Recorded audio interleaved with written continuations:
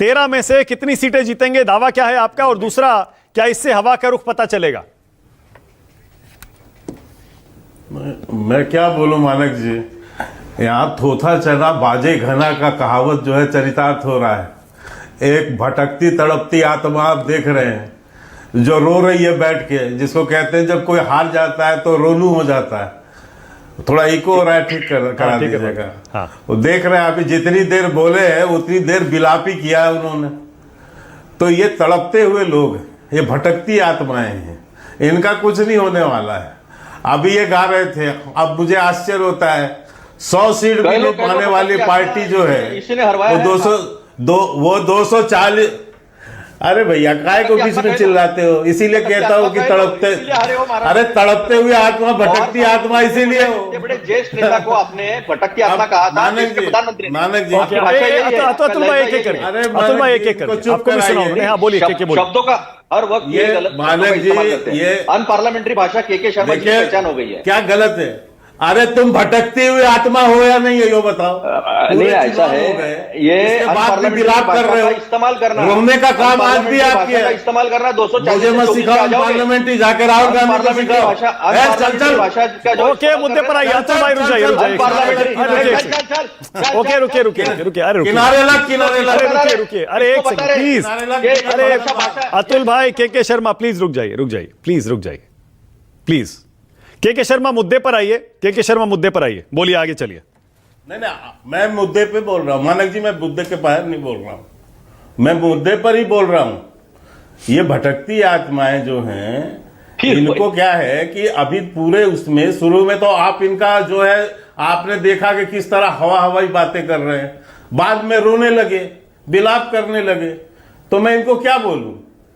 इनको आज भी समझ में नहीं आ रहा है कि 100 सीट भी नहीं पार कर पाई है, और 240 सीट जीतने वाले को बता रहे हैं कि हवा जो है उनके विरुद्ध है। हवा किसके पक्ष में है ये तो सारी देश की जनता ने देखा। आज तीसरी बार माननीय प्रधानमंत्री नरेंद्र मोदी जी इस देश के जो है प्रधानमंत्री है। अभी ये सुना रहे थे उत्तराखंड में क्या हुआ, हिमाचल में क्या हुआ, हम यहां जीत जाएंगे, वहां जीत जाएंगे। अब ये तो तोता छाप भविष्यवक्ताओं को जब बैठ जाए तो क्या कह सकते हैं आप उनको? इनको यदि यही है यहां पर बैठ के केवल चिल्लाना है। लेकिन अभी लोकसभा में आपने देखा ना क्या हुआ, उत्तराखंड में क्या हुआ, हिमाचल में वही तो उपचुनाव है, वही मध्य प्रदेश है, क्या हुआ वहां पर?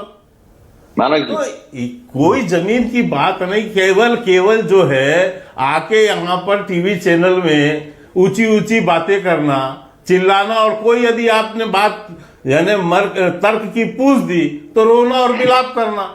ये जी वो हो गया जी, वहां चुनाव आयोग है जी, वहां चुनाव आयोग तो है ही नहीं जी, फलाना।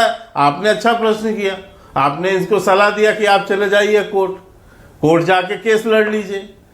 वहां नहीं जाएंगे, टीवी में चिल्लाएंगे। टीवी में जो है, मैं उदाहरण दे रहा हूं, अरे तुम्हारे उदाहरण को पूछता कौन है? पूछता कौन है तुम्हें? यहां पर तुम्हें पूछता वहां है जहां पर तुम इस तथ्यों के साथ, तर्कों के साथ सामने जाओ, कोर्ट पे खड़े हो जाओ, जाके वहां पर जो है केस करो। वहां तो कहते वहां नहीं जाएंगे, आरोप लगाएंगे राफेल पर, लेकिन कहो कोर्ट जाओ, नहीं राफेल कोर्ट नहीं जाएंगे। यहां आरोप लगाएंगे, कहो कि कोर्ट चले जाइए, ना कोर्ट नहीं जाएंगे, यहीं आरोप लगाएंगे। तो ऐसे लोगों की कोई विश्वसनीयता। अब इन 13 सीटों पर भी बोलिए के, इसीलिए मैं कह रहा था मुद्दे पर आइए। आज 13 सीटों पर लोग वोट डाल रहे हैं। 13 पे मैं मुद्दे पर आऊं, मैं बिल्कुल मैं कह रहा हूं।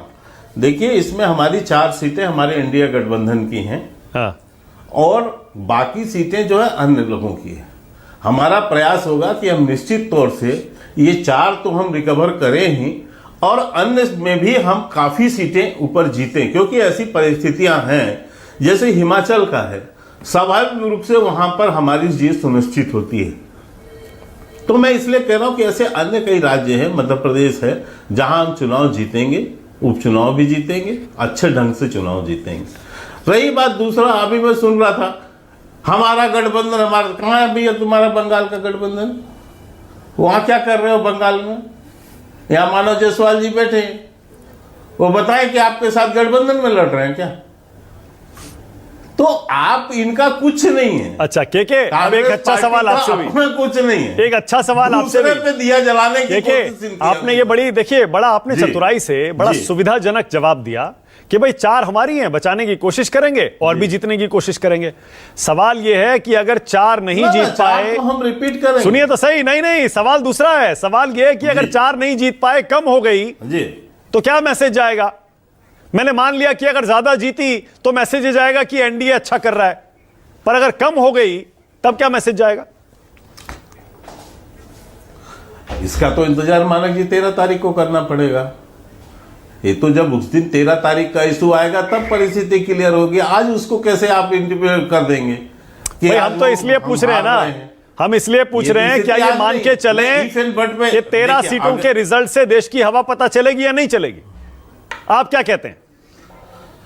नहीं, निश्चित रूप से हर चुनाव का एक मैसेज होता है मानक जी। कोई चुनाव बिना मैसेज के नहीं होते हैं, चाहे वो लोग आम चुनाव हो चाहे उपचुनाव है, हर चुनाव का एक मैसेज है। इसको मैं डिनाई नहीं करता। ठीक है, और इसीलिए मैं आपको कह रहा हूं कि जो हमारे पास 4 सीटें हैं, वो 4 सीटें तो हम निश्चित तौर से अपने जीतने का हमारा प्रयास है, क्योंकि उनमें 3 सीटें तो भारतीय जनता पार्टी ने जीती हैं ऑलरेडी।